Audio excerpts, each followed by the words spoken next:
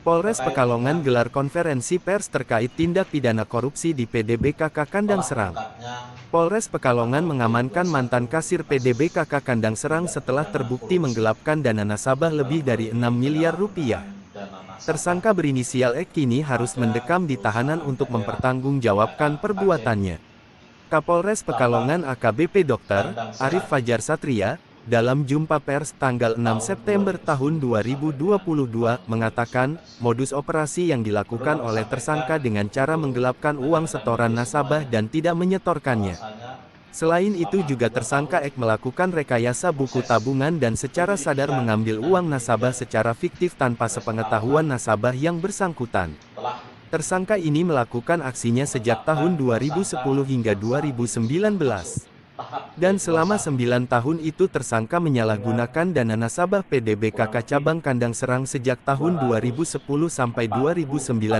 Jelas Arif kejadian terungkap di bulan Agustus tahun 2019 saat supervisor dari PDBKK melakukan pengkinian data dan menemukan ketidakcocokan antara jumlah nominal yang tertulis dalam buku tabungan nasabah dengan rekening tabungan yang ada di sistem, dan selanjutnya dilaporkan kepada tim Satuan Kerja Audit Internal SKY PTBKK Jateng. Dari hasil pemeriksaan klasifikasi dan pelaksanaan konfirmasi oleh SKY dengan para nasabah dan cross-check data ditemukan 234 nasabah yang nominalnya tidak sama antara buku tabungan dengan nominal yang tercatat di sistem perbankan.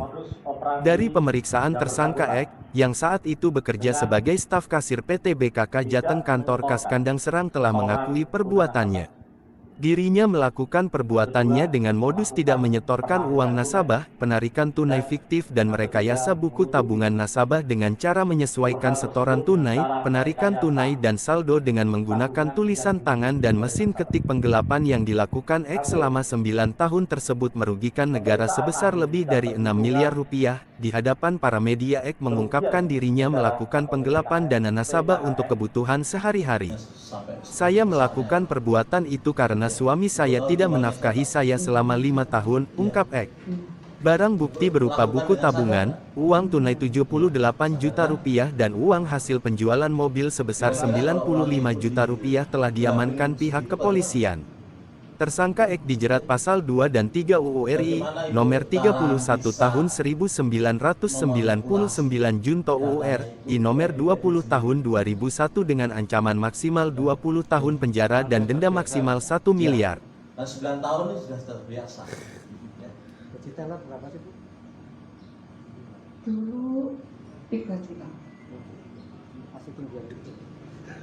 Ya. Itu juga baru. Berapa anak? Gaji barunya 3 juta. Karena Anaknya beliau berapa? sudah lama tentunya. Putra putri. Ya. Anaknya berapa, Mbak? 2.